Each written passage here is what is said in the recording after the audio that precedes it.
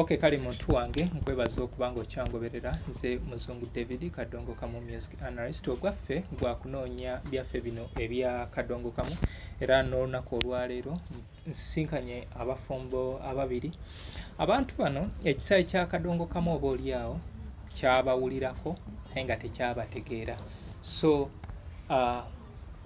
gwe mukulu walujjo eri ekisaayi kyaffe walujjo yono gw'owulira Kafeero gwayimba mu Kiwenenya amazina kati eno ku mabbali ye mukyala waayo Kafeero gwe yayimba Kiwenenya amazina nsaba obuzeeko kwabo abatulaba sense nnyo kubalaba abooluganda bonna tuli wano omwami wange ne nabazze tukyalira so nsaba obuzeeko ku abatulaba abatulaba n'abatuwuliriza nsanse nnyo okubalaba n'okubawulira nze Muzeeyi Ntabaazi Dikula original 84 eyombanga ne Kafeero okay kale bantu bange eyo yonna tugenda tuukayo ku kamera Mr. Moyo aliko omwami oyo mubadde mundaba naye nga nkola emirimu gyange naye nga nkugamba nti omwana mutwale ku Kikaya College and Vocational School tulina Twinex International tulina St. Michael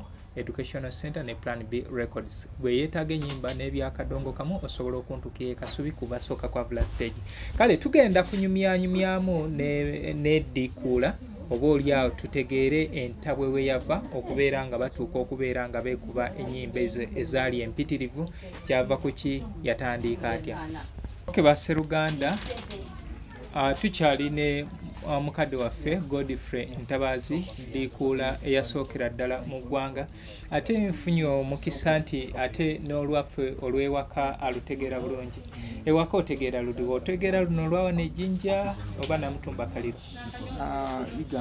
iganga kode lijja ditya ewa iffe titubaire babi tuli bakalamu tugezaako okuba nga tetukola emirimu dino tusazeewo tukunoonyeko era nsangayo eno okwidda okunkyaliraku era mwebale kwidda amina webale kunkumira maama mukumi ali awo ye maama ye ava ku kitundu ki era iganga kitundu ki bali kubuuza ova wanyabo iganga kitundu ki namira na okay nze nva Namutumba ayeira twali mu Iganga district so bityo kati baganda bange eri tubadde twayitiddeyo naffe era tuli bannayuganda bannammwe kati wetusanga olulimi nga tusobola okugatta ne tugattawo kati Muzeeyi Ntabaazi ebbanga libadde ddene ng'abantu bawulira oluyimba lwa Dikula lwo Kafeero lwe yali nga oba yali akuvuma oba yali alina byakubuulirira simanyi okusooka kwa byonna ozaalibwawa nzaalibwa bamunanika Luweero ozaalibwa bamunanika Luweero wano ova bamunanika mpozi n'ogenda wali ekalwe otyo oba bamunanika n'okugenda ekalwe naliko eyo ewa mugenzi George Sebo wa Mugonza oboth omanyiyo ate wa mukadde waffe Matiya Kakumiriza nayo mmanyiyo okay kati ndowooza nange ebitundu by'Ebuganda enteekateeka zino zintambuzisa ozaalibwani Frederick Mbogga akantu kano ndowooza kankateeke wano ozaalibwa Frederick Mbogga mwaka ki ogwo nzaalibwa 62 1962 maama ye Joyce Nansikombi muzaalibwa abaana bameka mange yazaala abaana bangi 14 ate taata ye ffe yatuzaala abaana 3 naye mange yazaala 14 ekitegeeza maama yagattirizaako awalala gw'oli mwana wakumeka ku taata ku kitange nze ndi mwana wakubiri ate ku maama ndi mwana wakusatu okay. Godfrey Ntabaazi ng'omuntu omulala naye yafuna omukisa ogugendako mu ssomero nasomako wasomako otandikirawo okusoma ntandikira Masunkwe Primary 1 Masunkwe Primary 1 eyo wasomerayo mwaka ki ogwo mu 70s awo 70s okay Okusoma olugendo olwo lwakomawa? Olugendo lwakoma mu P7. Nga kizibu kye kyaleeta okubeera nga wabikomyawo oteyongerayo? Bwe natandika senior entalo zatandika okututawaanya. Entalo zatandika okututawaanya ezitutaataganya mu kusoma kwaffe. Naye olwokuba nti ensoma ey'edda si yeeno kwate omuntu wa P7 ow'edda akuba oluzungu naye ate wennaku zino abamu tebalumanyi. Naawe osobola oddugatta? Ngattagattawo broken English because the Englishman says any language is broken. Okay, kale baganda wange nkyali ne Dikuula eyasookera ddala mu ggwanga. Bangi mubalaba gye mubalaba naye ono ye jjajja w'Abadikuula. Ntegeddeko nti n'ekigambo Dikuula munaye ate akinako copyright, akinako obwannannyini kubanga yakiwandiisa mu National Theatre. Era mu kiseera ekyo Ndawula yali agikulira era nenkola registered ye company yange ya Dikuula. Jackson Ndawula n'Entalumbu era naye yalimu. Entalumbu omukungu wa National Theatre. Okay, kati tugenda kuyita mu bimpimpi obudde butugenzeeko naye nga tusuubira okufiisaawo obudde obulala ate tujje tubeere nga tusobola okunyumyako in depth kubanga maama wuule tumuyiziiza kumbali titusoboire ekola naye olw'obwire aye nsuubira nti mu programu erijja okwirako tulijja abaawo fenafena ng'otusomera amawulire kw'ossa n'okutwembera era ndowooza tuyida kufuna electric guitar esobola okujja ku masanalaze guno omuzinda gube nga tegusobola bulungi okuproducinga ki sound. Kati okuyimba oba okusanyusa kuno okutandika ddi? Okuyimba n'okusanyusa abantu nkutandikira mu ssomero gye natandikira e Masuga mu P1. Oyina eyakusikiriza? Okusinga ennyo mu buto nali mu kalukalu kati nga buli luyimba lubaleeta ku ssomero nga entertainment alagira nze okukulembera kwaya ate ne mu church era nga balagira nze okukulembera kwaya abaana abato zino Sunday schools. Mu bakadde baffe wootunulayo emabega mulimu eyalinamu ekitone? Yo jjajjange nekambuza yali musajja mukubi wa ndingidi. Yali musajja mudingidi. Zino zibakuuta obukuusi. Nze ate ebukojja tuli bakubi bambayire. Kirungi. Ebukojja amadinda bagategeera bulungi. Manye ekintu ekyo tunnyonnyola abantu nti mu Buganda ebivuga byabwe ebikulu ngoma ate ffe ogenda ebusoga munaye embayira amadinda era amaka gotasanzeemu madinda ebugweri ate ife jewaife ebukojja wange kisoozi ebukojja wange kisoozi naye tu kisoozi datisivukula awo oba otuuse awasimuka embayire oba amadinda. So jjajja ye yakugabanyako kino bwe ndowooza ekitone nekigenda nga kitambula. Kati otuuka ddi okubeera ng'okakasizza nti mu byonna ekitono okikakasizza? Bwe nakolanga emizannyo gyange ng'abantu baffe enseko awo nemanya nti kikutteyo. Ojjukira omuzannyo gwe wasooka okola? Omuzannyo gwe nasooka okukola guyitibwa ennaku y'obutasoma. Ennaku y'obutasoma mwaka ki? Ogwo ngutandika mu 84. 84. Oyinza otukwaamu akatono ekyali mu muzannyo ogwo? Ekyaliyo ennaku y'obutasoma wagwawo olumbe nga baluyita kawumpuli. Ndi ku nsonga eyo kati ne bannonda kati ne kafule nga gwe balonda ogenda okubala emirambo egifudde kawumpuli. Kati bwe nagenda okubala emirambo egifudde kawumpuli neŋŋenda nga ntema omuti, buli muntu afudde nga ntema omuti mu kifo ky'okuwandiika nga ntema muti. Kati ne ntwala ekinywa ky'emiti nga nkitisse nkitwala ku ggombolola. Kati ntuuka ku ggombolola ow'eggombolola yali amanyi nti njagenda mbiwandiise buwandiisi.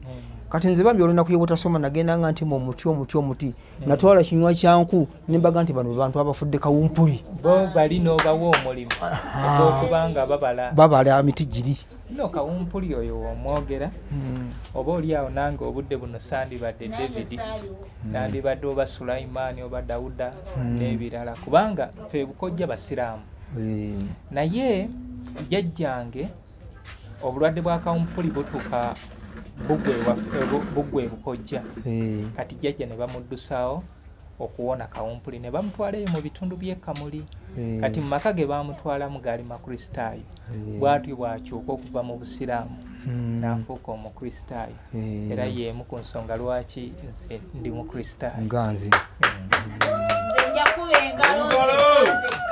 ekyomukisa wano wokyadde enkoko jazirya lwonodda boina omukaire wuuyo tidde abaviira kwawe n'owundi wuule tidde abaviira kwawe so ennaku y'obutasoma 1984 nembonabona n'emiti okugitwala ku ggombola mu kifo ky'okutwala ebintu nga mbiwandiise natwala kinywa kyanku nembagamba nnange abantu baba bafudde ku kyalo mubabale kati eri ku ggombola bwe babala emiti ne bamanya omuwendo gw'abantu abafudde kawumpuli. Okay. Ogw'omuzannyi waguzanyiranga mu theatre, cinema oba era nga nagwo ogutambuzanga we watambuza? Naguzanyiranga mu masomero nga bampita mu masomero ag'enjawulo. Nga bampita mu masomero. Nzijukira naffe ewaffe eyo baatukozesanga nga tutwala ebisefuli ebyo ebifu masowaani plastics batuzanyire efe abataalinangamu ngaako akasente nga mutwalayo ki bano bo ne bagenda ne bakola. Gwe abayizi wabasabanga ki? Nabasabanga sente zaalinga mmeka obudde? Wakati wo siringi 10 n'ebibiri. Okay, dikuula wetudde emabega otandika okuyimba. Okuyimba kwa okutandika ddi? Okuyimba era kyenkana nakutandika nga ndi muto kubanga nakoppa nnyo Ddaani Muggula ne Ssebadduka. Ennyimba zaabwe zanyumiranga nnyo mu buto. Luyimba ki olwa Ddaani Muggula olwasinga okunyumira? Nalwadda. Oyinza okutuwamu akapeera awo tuyimbire?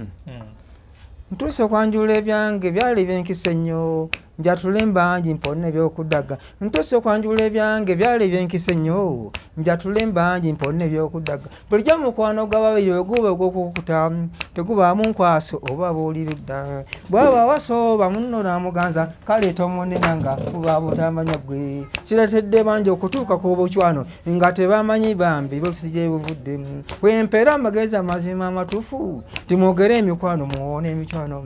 Wempeera amagezi amazima amatuufu timwogere emikwano muwone obucwano. Kivudde nevamu nga n'ensonyi nzisudde njatule mbanji omwana gwe nalonda. Njagala nale buli omu akikwate ne bw'oleta ekikumi ali omu gwe nasiima. Njagala omwana ng'amata mu caayi ne bwe mukwatako bwe nti neebaza eyazaala.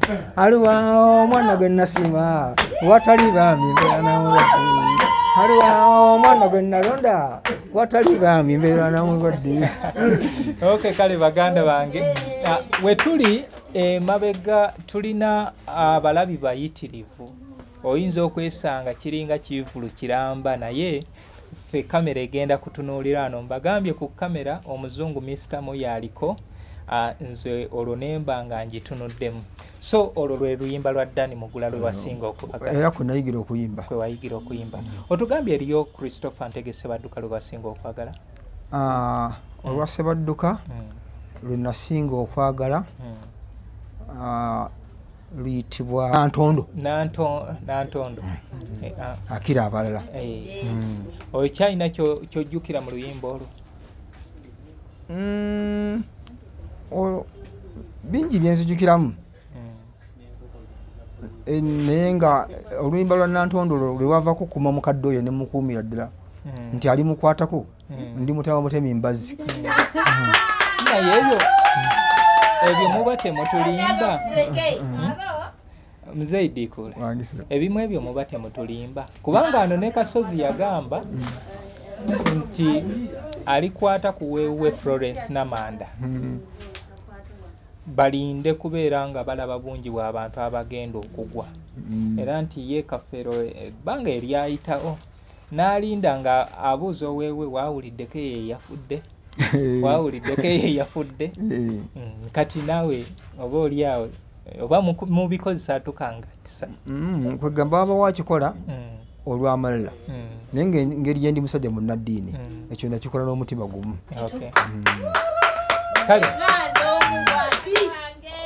Okay, kale bantu bange tukyali ne Dikuula nze muzungu David Kadongo Kamo Music Analyst nkusaba nti ngoberera ku Facebook, YouTube, TikTok Kikaya College and Vocational School webali okubeera nga programu eno tugikutuusaako Twinex International ne St. Michael Educational Center plus Plan B Records.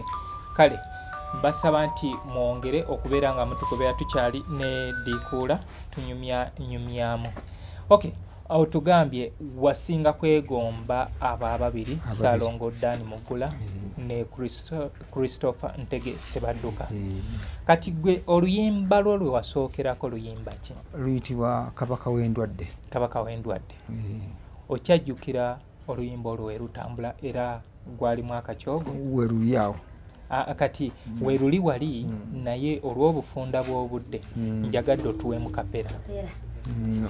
Ebyo mu programu yaffe eddako maaso awo tujja kujja nga twetegese wakiri tugende luyimba ku luyimba. Simanyi Masaka gambooze eno gyendeese wabula abaganda bange mwena mbalamusa. Simanyi Masaka gambooze eno gyendeese wabula abaganda bange mwena mbalamusa. Mirembe ngala abaganda balugera guno gw'endwadde ku luno ogutunye waliwo ekipindupindu kisaba weerako busokko ne sumama sero wairindi n'enziku nabyo biruma nnyo noono siriimu mwattu atumalawo.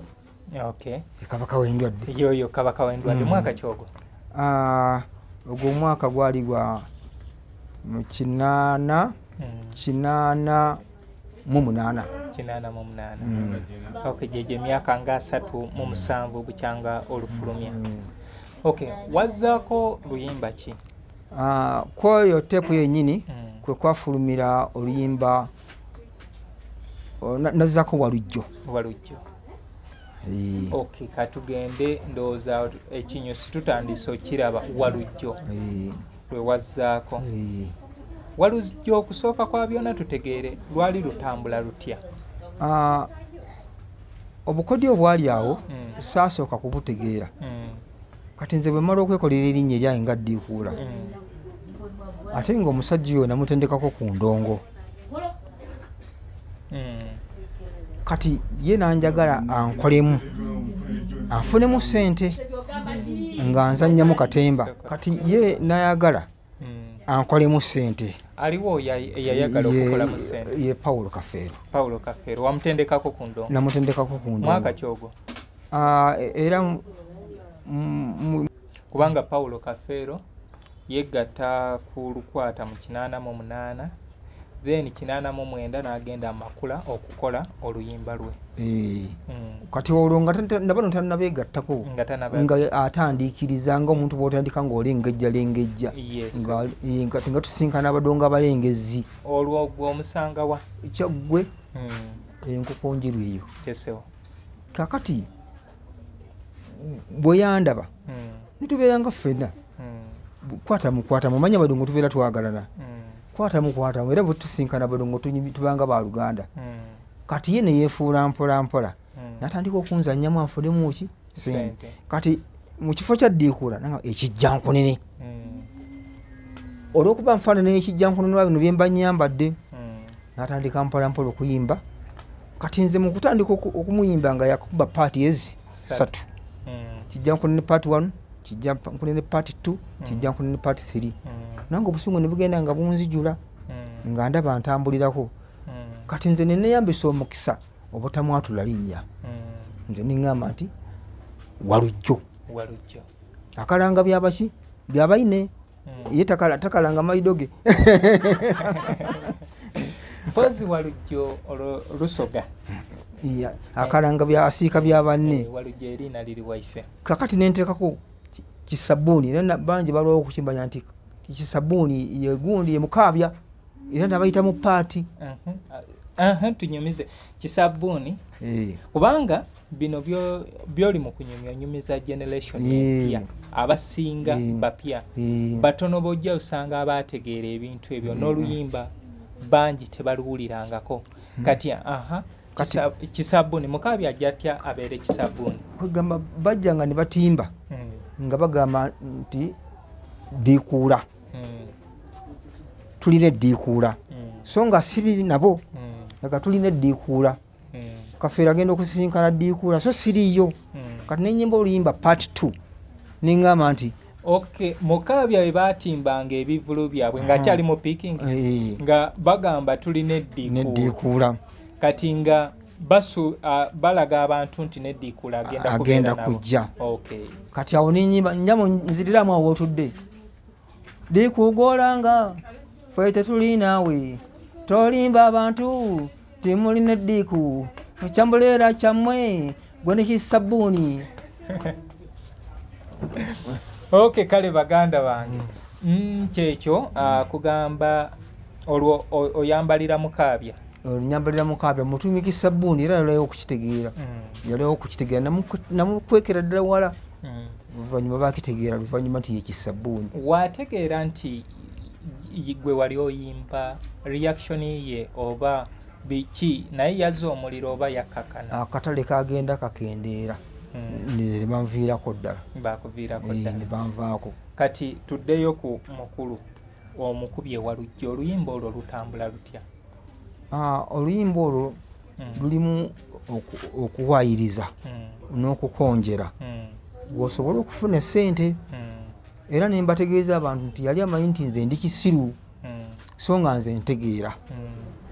Kati nali nange nali neerwanako nga ngezaako kumutegeeza nti ono ddi kugovuma gw'omukolamu bukozi ki ssente wanfuula ente y'abato anti ekibuko ekitaluma y'ente y'abato. Kati yali anfudde ente y'abato. Tuweemu akapera ku luyimba olwo. Oluyimba olwo sisobola kulujjukira bulungi. Byojjukiramu byoba otuwa kubanga ziri ku tapes nga bwozirabye ziri awo tapes. Amatiikira ga Kabaka Godfrey Dikuula original volume 2 then ne tubeera n'eno kuno kwe kuli Walujjo. Kale tuli ba mukisa nti ennyimba zino tugenda zifunako zive kuno. Mu bugate omugate wona wakakola tapes wakola tapes nakola tapes nya era zonna oluwaddembe okuzifuna okuva ku momole ozirina zonna zisinga obungi. Era momole oluwaddembe ogenda nayo okuziri. Okay. Kale tekina buzibu bantu bange nkyali ne Dikuula. So omukulu mu 93 ajja n'oluyimba kiwene nnyo amazina. Ojjukira oluyimba olwo erutambula? Oluyimba olwo ndujjukira mu ebitonotono naye lwannuma nnyo naye kwe kumuddamu kaloddo. Tusooke tujjire kiki ojjukira mu luyimba lwa kiwene nnyo amazina? Yaŋŋamba nti mpe nenya amazina ku nguudo ate tulya n'embizzi embisibisi. Kwoyo walagi nagamba biddukisi mwene emitwe giba gyasala ensalo ng'owalabye naawe wano mu kusiibula kyavaga nti nkwagaliza eddembe ng'asiibula nze Walujjo mwennyini nange kwe kumuddamu kaloddo. Paati ey'okubiri esooka Walujjo ey'okubiri kaloddo. Era luli kweno kaloddo luli kweno. So Paulo Kafero yamala nazza oba kati okwali badde okuzza yagenda agonda kubanga okwali badde okuddamu ku nnyimba zange obanga ogera ku Dikuula luno lwe yayimba olw'omulamuzi lwe yakuba emmeeza nagamba ko Dikuula kambakeera enkya ng'omuntu apakasa bw'abeera n'atabaaza amazina Kampala n'amubuna gali begatakutema lubale gakuluubula ekibuno olwo ne mbanyi kati agonze. Mwafuna obudde okubeera nga musobola okubeera nga musisinkanamu ne Kafeero nti oba mugonjoole ku nsonga ezo? Olunaku nga bwe mbagambye nti ndi film actor namulumba ku Kaleerwe kati yali tasuubira nti ngenda kujja nga appearance y'abantu bamanyi bino bya Dikula byokka nze bwe mbeera nyambadde smart teri yammanya ate mu kiseera kino ndi muvubuka muto nga ndi load nnyo ne tuyingira ne bannange ne tukyankana ne stage yonna naye nga tunenya kuzanya firimu era yategeera luvannyuma nti Dikula ayingidde muno kubanga baali bamanyi nti nteeka okubeera mu akati oluvannyuma yali ayagadde tutandika okukola ki okukola show naye naye ate mu kiseera ekyo nga nange neewulira nengamba sijja kukola naawe naye nga twasisinkana nga ntunyumya naddala kase bagiyitanga ni kase nga tusisinkana olusi ne site review theatre bakolerangawo practice nga nange weni ekola practice etwalabagananga n'okunyumya kati nga naye nga tali abuuza munne mu kitiibwa nga muga kifala nga naye agamba kimuleera bwe tutyo. So yatuuka okufa nga akakuku kakyaliwo mwembi? Ebyo nalinze nabivaako dda nga tewali kakuku. Nga tewali kakuku era oluyimba olwamuddamu namugamba saagala mpalana mukaloddo namugamba saagala mpalana bwe bityo byatambula nange neneyongera naye kati wali otuddeko awo Paulo Kafeero yakuyitirako wa okutuuka nga oba oli awo wali musomesaawe naye n'otuuka nga toyitimuse nakukirako amaanyi ago yagajjawa? Ekibuuzo ekyo kirungi nnyo. Nze siina kye nnejjusa mu kumpitako kubanga Bayibuli egamba embwa ennamu ekiro empologoma ki enfu kati oli yafa nze ndi mulamu kitegeeza era nze nkyamusinga. Secondly leka nkuzeeko emabega nina abaana bangi musengawo oyo ate abaana bange bafunye degree balina diplomacy kati ebirowoozo nabiteeka nnyo ku baana okuweerera. Okay, by the way Dikula ekintu kyayogerako abasajja bano abatagenda nnyo mu kisaawe kya kuyimba oba ne bafuna mannya bafuna obudde obweseetinga okubeera nga basomesa abaana era kino sikyogera mu mutima mubi abo bemuwulira nti siwaalinnya nnyo at least omwana we alina we yatuuka waliwo abanywerera ku ndongo amaka ne batagawa budde kale eyo tuveeyo. Dikula otandika ddi okubeera nga mu byonna ogamba nti kanzanye emizannyo gyange gino egya Dikula era erinnya Dikula mu mannya gonna lyo walijjawa n'ogamba nti nze mu byonna nze ngenda kweyita Dikula nga stage name? Erinnya Dikula ngeri gye twasoma Bayibuli nga tuli baana bato fo twasomanga ebitundu mu kyaki nalijja mu lubereberye Ssuula 10 Dikula mutabani wa Ezekiya lubereberye Ssuula 10 mwonna gye erinnya eyo. Kati nentandika okuperforminga emizannyo egyo neneyita Dikula.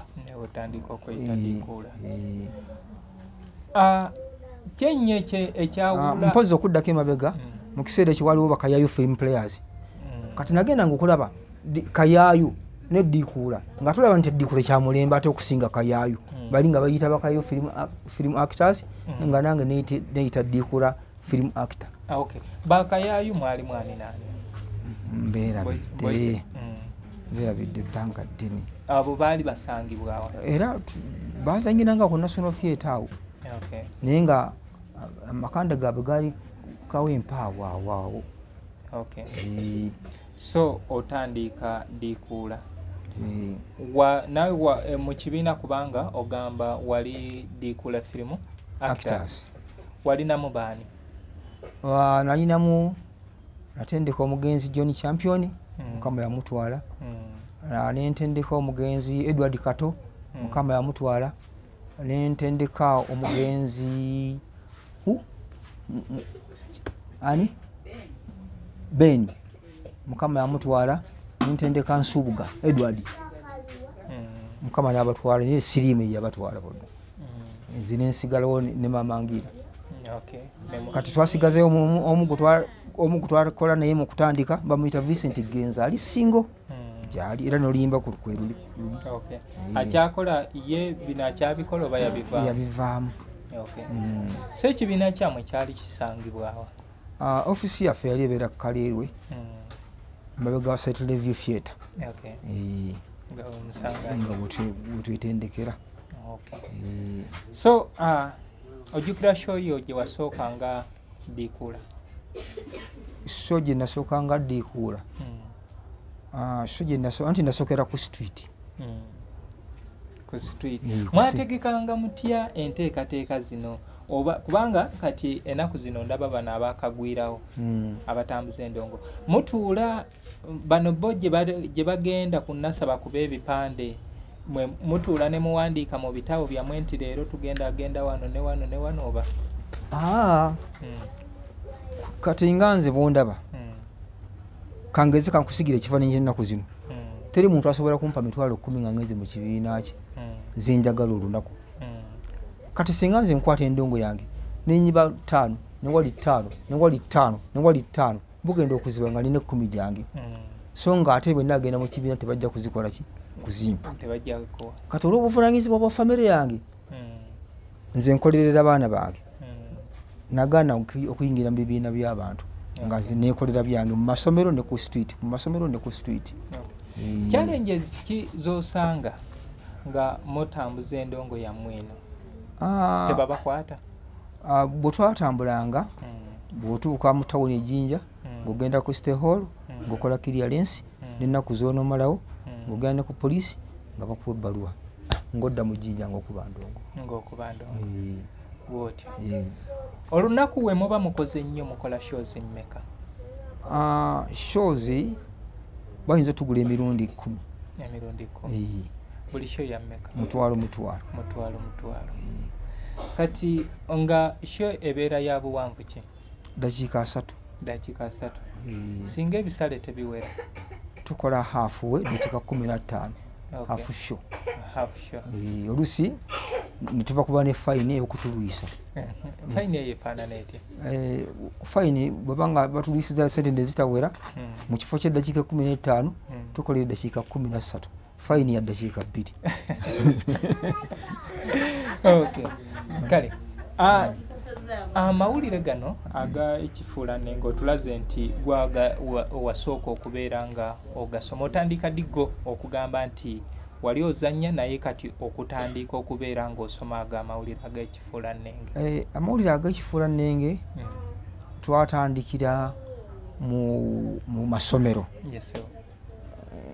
ebikokyo oba ebitontome nga bw'oli banagamba eno namagalo eno yewerekera namagalo eno ntevuunya eno yewerekera ntevuunya kana akasajja wala kino ekibatu nabbatu ebintu ebyokutontoma mwanange mulayigira okutontoma amawulire kati mu kiseera ekyo twali mu ntalo kati nga waliwo amawulire getuyita radio katwe kati nentandika nga abantu bagagala nnyo era nga nsobola okwogera emu kweteberezebwa okuba nti ye radio yasooka mu Uganda yali awo ekatwe naye nga radio station yasooka mu Uganda ate teyali awo eringa owali Bank of Uganda ngamba olugambo anti kati yaliyo radio eyo radio katwe naye nekibanga kikola kitwanguyizaako ffe netukwata nti yali ya lugambo naye nga radio yennyini yakola ki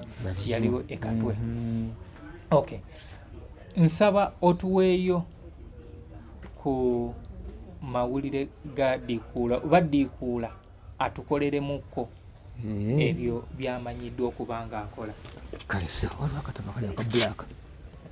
Yino Chikaya College School essomero eryegulidde erinnya mu kusomesa abaana ate ne bayita ssomero lya Dene boarding mix y'abawala n'abalenzi senior 1 paka senior 6 balina library science kone computer labs byonna bijjudde balina arts ne science subjects co-curricular activities kone section y'ebyemikono omuli okusiba enviiri okukanika n'ebirala ebigwa mu kkowe eryo omwana n'ava ku ssomero lino ng'ali self contained kyewuunyisa ensimbi zaabwe zeze zijja mu nsawo ya buli muzadde basange Chikaya Bulenga Mityana Road okumanya ebisingawo noti 757 mukaganya M5 en radio letu Dikuula champion actors essaawa ebeeramu eddakiika 6 n'obutikitiki 72 amawulire mu lugiri bada gaagano ng'omutabbizi ndi Muzaidi Kula Mataseka bw'olaba nsese ng'emmwe empeera gifungudde okusooka gino gye mitwe gy'emikulu gye naagabaamu accident de kabusa eguddewo ku luguudo olutabaddeewo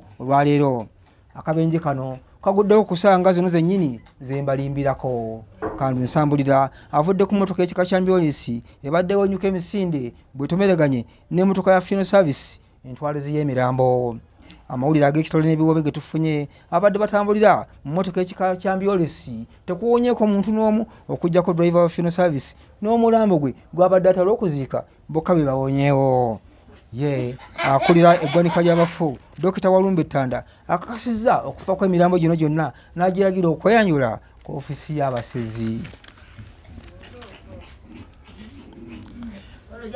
Ettendekero ly'abamanyi b'amateeka lyazeemu nate okuwandiisa abayizi abapya mwabagala okwewandiisa mu kumenya amateeka musabidde okuba n'ebisanyizo bino wammanga oteeka okuba ng'osimbukira mu sipiidi 6 era ng'obbyeko okumala ebbanga eriwera ng'olina enkovu z'emigga egiwerako ne mu kiseera kino ng'onoonyezebwa poliisi wabula ababbi mwenna musabidde okweyanjula ku kitebe kikulu ekya poliisi mu Kampala ne bye mwabba musabidde okugendanga nabyo poliisi esobole okumanya eyasinga okubba omwaka oguwedde.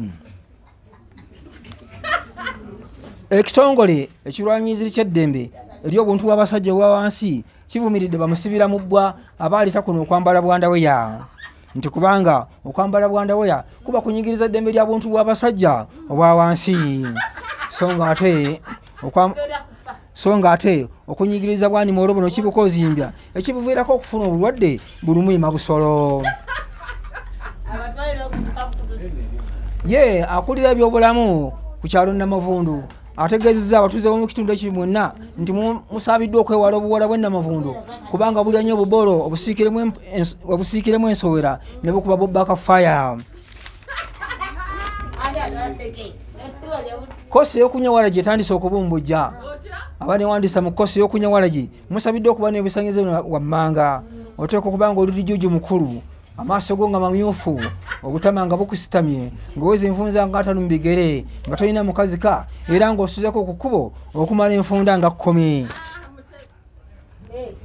Ebyo nga bikyali awo omukyala Natali Yankulambalinda anoonya omusajja ow'okufumbirwa yategeeza talina muzeemu mbi gonna okugyako ogw'engalo empanvu okusula ku binyumu saako n'okutambuza olugambo ku kyalo gw'anaaba mwetaaze osabidde okugendawo n'ejjamba mu nsawo nga maliriza kambaddire mukono ate emitwe gy'ebikulu egigabaddemu bannaffe gakomyawo mwaba tolidde gammwe musabidde okusigala we muyimiridde nga mugalinda. Oye Godfrey Ntabazi Dikula original guno gwe mulimo gwakugamba nti gwasobodde okubeera nga ayiiya obulamu ne mukyala we ntegeddeko nti basisinkana 1982 era bafumbo ab'empeta n'empeta nzirabyeko emirimu gino nti bagikola bombi oba oliawo kibawangaziza era n'oba ozzeeyoko mu bibiina bino abayimbi abakoze ne bakyala baabwe bawangadde n'emirimu abasinga gyakola ki gyawangala. So omuko baba nkwebaza okunkumira mwani naze era mukumye senga mama so webale kuyida kati obaddewo wali wetusookedde mpuliddeko version y'oluzungu oba oli awo tuyinza okubeerayo n'abamanyi oluzungu ku mawulire gano ku mawulire otusomeddeko ag'oluzungu osobola otuwayo eggulire limu ery'oluzungu kamboyo kalirimu. Baganda bange mmwe abaaweza ebitabo lino eggulire lyammwe abamu ndowooza okubeera nga mudda ku channels zaffe zino eza bulijjo kiba tekibatwalira kati Sseruganda mukoddomi wange Godfrey Ntabazi alimu tuweeyuulire ery'oluzungu. This is Radio Waizeka Dikula Film Actors. The news in English read by Muzaidi Dikula Never Laugh. When you saw me laughing is only air opening my mouth. At first, these are main points. The course of taking Waraji has started to move, and all those who join the course of taking Waraji, you must go with those followings. A. You must be a good drunk. When you don't have wife at home, when you have slept on the road about 14 times, and when you have got 15 jigars in your feet. An accident which was on the road, which was not there yesterday, all people were dead, apart a driver and a dead body was remain. That is the end of the news. Okay, kale baganda bange oyo yeseruganda kino abantu bano we mubasanganga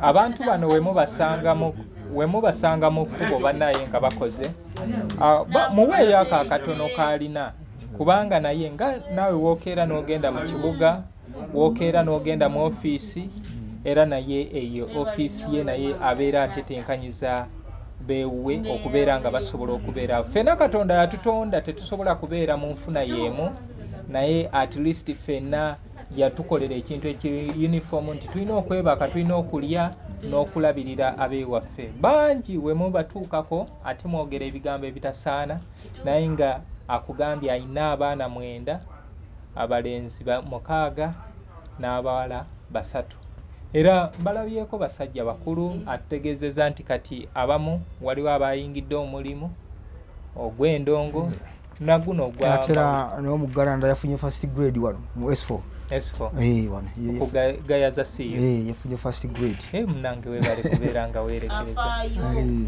anti kati munaye edda ekigambo kino ekyabayimbi babayitanga abadongo lwaneeyisaaza kyali kigambo kirungi ekyokuyita omudongo omudongo balinga kujerega oli mudongo anti bali very disorganized balinga ngawo ogize abasookera ddala be bagwonoona bano abaali banoonya omulala nga anoonya walagi mukyalimu n'abatono era bakyabikola nga bakyafu biki naye kati musajja wuuno oli mu suuti nti nookeera n'ogira kati ne oba osoma amawulire gano era obeera mu suuti nina essuuti yange yaddiikula ejjudde ebitiibwa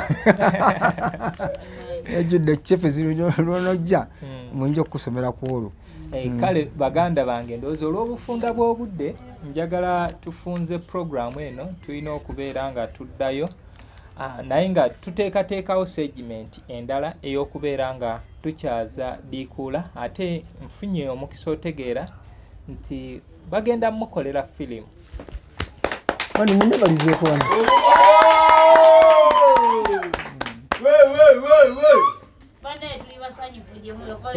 omuzungu Mr. Mo asuubiza okubeera nga akola filimu eyogera ku Diikuula alina ekintu kyagamba nti yakisanga mu mawulire agagali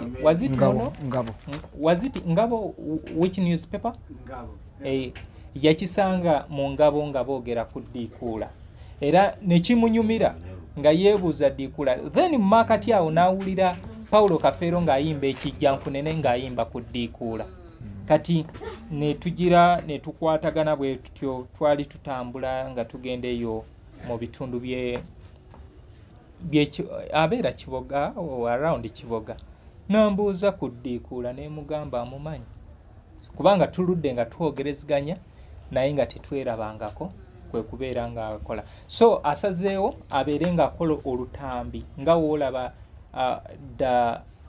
Bwana Jogo The Ballads of Jesse Gitaka Sirive omwami oyo oba omwana oyo yali mwana by then mu 70s which year was he killed 1974 be batandisi ba Cranes Band yava mu Afrigo Renzol Temus yali mwana muto Idi Amin nga amututteko omukyala Sala Kyolaba n'amutta kale ono olw'okwagala okugyayo ekifaananyi ekyo n'akola documentary eyo era twajanjulayo mu bantu nga yali mu December around 15th ku National Theatre era nzijukira naliyo ne mukadde wange kati omugenzi Bernardine Subuga Semango kati kyagambye nti abantu bano ayagala abakoleko eyandibadde nga documentary ebeerewo nga esobola okubeera nga esiima n'okulaga omunnayuganda alijja mu maaso eyo nti abantu bano baaliwo noti nti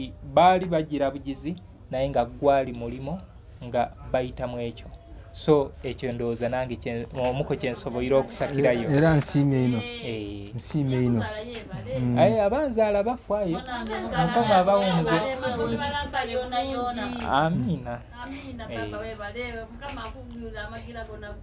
amiina mukagwa amiina so Dikula nsaba weebazeeko Mr. olw'enteekateeka eyo kanjogere nga bw'omuzibonolera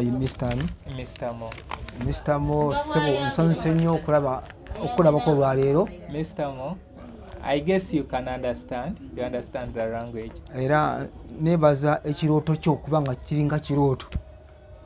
He appreciates your dream, eh? Okunoonyako. Era nina essanyu lingi nnyo kubanga ogenda kunzuukusa. Ensi bali tekyamanyi. Bamanyi nafa. Dikula olugino bamanyi nafa dda. Nensanyuse nnyo okunziza obujja ku lutambi. N'okunziza obujja mu nsi etegeere. Era nja kutambuliramu naawe. Era nja kukola omulimu omulungi nga nkuzannyira firimu. Kati kyetugenda okusaba twetaaga ennyimba zo ozimastering kubanga ogenda kubeera nga ennyimba ezo ozizannya. Ogenda kubeera nga ozizannya ku gitaayo nga wewazizannya ng'oli ne mukyalawo ezo ze wayimba ne mukyalawo bwe tutyo. Ne group yo tujja kutegeeza of that date tujje kale bantu bange nsaba osiibule ku abo abatulaba. Bannaffe abatulaba kubanga mukoze emirimu gya mirundi ebiri mutulaba ate mutuwuliriza. Yenze Ntabaazi Godfrey Dikula original. Mwebale kutuwuliriza, mwebale kutulaba, mwebale kutwagala. Mbakubira omulanga yonna gye nayitanga nga ndi ne Mama Ngiina mutuwagire nga bannaffe. Sasa nnyo kubalaba. Tusibuza akayimba ka Omutanda, amatiikira g'Omutanda. Okyakajjukira? Akayimba k'Omutanda kangezeemu ndabe kubanga kali kuli nkomyewo oddiiko omudongo wammwe nkomyewo oddiiko mbayimbirenga nkomyewo oddiiko omudongo wammwe nkomyewo oddiiko mbayimbirenga siina tabu z'emirembe mbadde nkyayiga mbinyonye n'enzula y'ekula mbakyamuleera n'enzula y'ekula mbadeigizeera bulajja n'omaamu obuganda bwonna kizaamu amaanyi nga buteredde bwe mbanga ntuusa okubayimbiranga kerero n'olwali nabibagana byendese ebingi bibyo nkubyewo njagala nkutontoma omutaala buddo gwalinga ne kana akayanja kaffe twasookayo okukola nga twotereza amatiikira g'Omutanda nalufulumya 93. Waliwo oluyimba lwa Omukwano Rogose lwoli Yerogose. Mama we oli wa kika ki? Munjazi. Ova butaleja. Then balogose bensinga otegeera baba ebugwere balalaka. Anyway, ife tuli baiseigaga.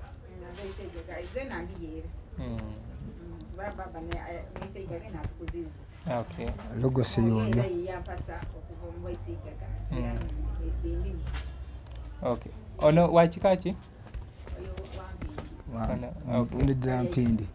Okay, kale. Kale bantu bange, bwe tutyo bwe tulabise, tubadde wano mu bitundu by'Egayaza ndi ne Mr. Mo. Bwe tutyo bwe tutambula nga tukola emirimu gino, tugezaako okubeera nga naffe oba oliawo tulina kye tugatta ku kisaa kino ekya Kadongo Kamu. Mu myaka gy'omu maaso nga wolaba bakafeero bajja bato naye ne batulekerawo ebintu ku myaka emito bye tutambulirako osanga omuntu atuuse n'emyaka gy'okufa nti nze oluyimba lwa kafeero lwe lunkuzizza. Kati naffe kye tuyinza okwongera ku industry kwe kubeera nga tulina ebintu bye tukola nga bigattako. Era gwe wenna ali eyo ng'olina ky'osobola okugatta ku industry, please kozesa omukisa. Essimu tobeera nayo ng'ovuma bantu, owalanireko omuntu gw'osanze ku intaneti wandibadde nga naawe olina kyogatta ku nsi yo. Kale omuko nko nsangaire okubona nze nasangaire enkoko yeninze odali yolundi ono niyanga kungamba dajirya ono niyanga kungamba nkulukusa era nano nokuba gwene kale bantu bange mwena mwena okusinzira gye musinzirira otubona mbasugirye nti mube kusa kale banange kale mwena mwebale kuyikirirya ne mubaawo kale okay Mr. Mo bye bye.